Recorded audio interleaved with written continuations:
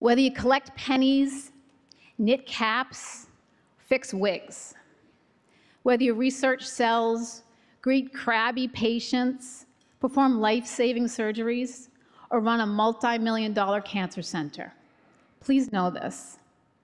Cancer is hard, and you make it easier. What you do every day matters, and I thank you from the bottom of my heart for doing it.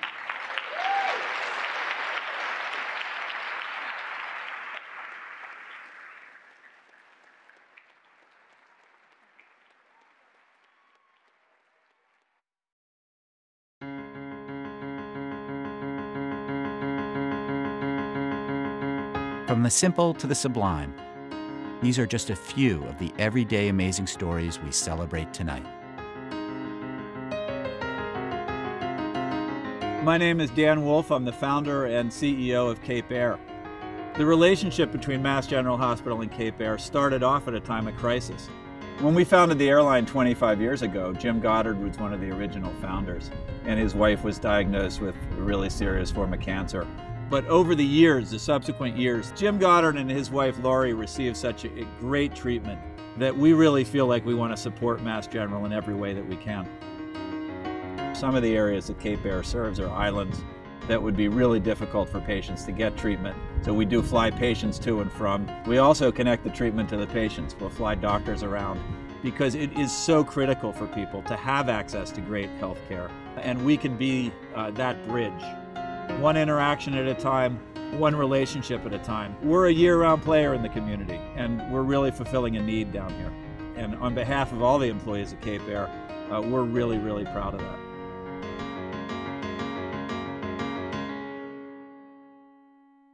Taking care of patients is about caring for them as individuals, seeing them for who they are, not just treating their disease. We do primary nursing here, which means that you take care of the same patients. With the nature of our floor and the cancers that people have, they're in here for a long time. We're looking after a lot of these patients for a year, 2 years, 5 years at a time. By being at the bedside all that time, we get to see individual needs of our patients. It sort of was just a conversation on a night shift where, we happened to be ordering takeout for patients or surprising them with birthday presents and thought, wouldn't it be great if we could do this all the time? And the most amazing part of our floor is the teamwork involved. So everyone has kind of jumped in and helped out, whether it's volunteering at fundraisers or running the races or fundraising. That's just how we operate, and I think that's why the charity also works. You come up with these ideas to do things for patients and you put them together and then you're able to gift them. It's so rewarding to be able to fix things and to be able to do things for people who've had their lives turned upside down.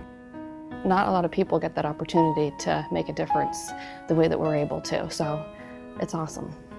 You kind of feel like you get more from your patients and their families than you're kind of giving to them. We get so close to them, and that's the best part of what we get to do. To watch the human spirit of someone fighting essentially for their life, I leave work every day saying, wow, you usually don't get to witness that, and it's humbling.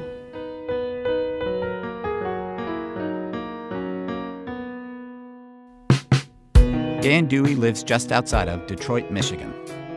Every day, his can-do attitude gets a little boost from the patients and families he meets. We have 15 cats. They're all named Bud, because anybody names a cat is crazy. My name is Dan Dewey, and I deliver coffee, 2 cancer clinics, and 2 hospitals. And I love it. It looks like 9 hot chocolates, 2 caramel macchiatos, which I don't know what they are. I have no idea what they're saying, but I write it down. 2 pump, upside down, skinny, non-fat. It's averaging right around 110 cups a week. I know you guys are picking on me, but it's all right. Only missed one Thursday, and it was a Christmas Eve, and I went to see my sister. I could either go see her, I could go down and buy everybody coffee. I didn't have enough money to do both. Once it got on the internet and it became a Dan's Coffee Run page, I get a lot of Starbucks cards. I'm rich in coffee.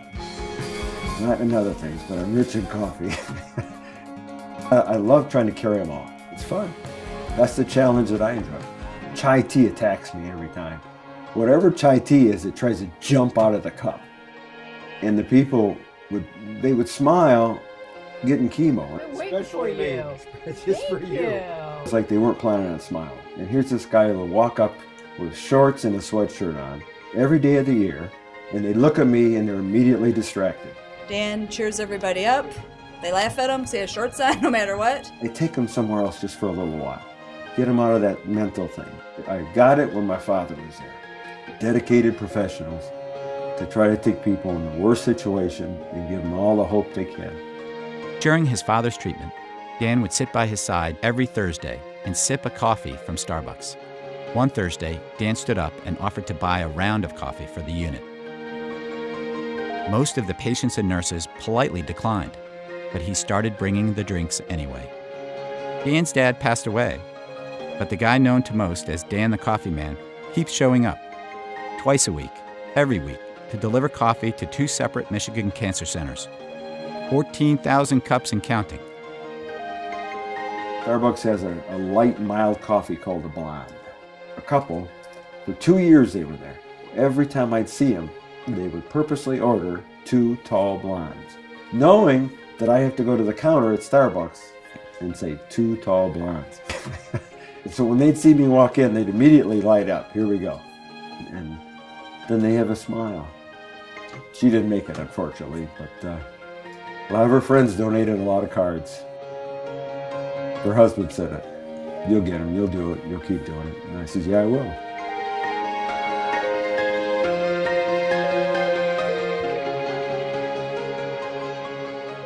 Sometimes a kind gesture makes all the difference in a day.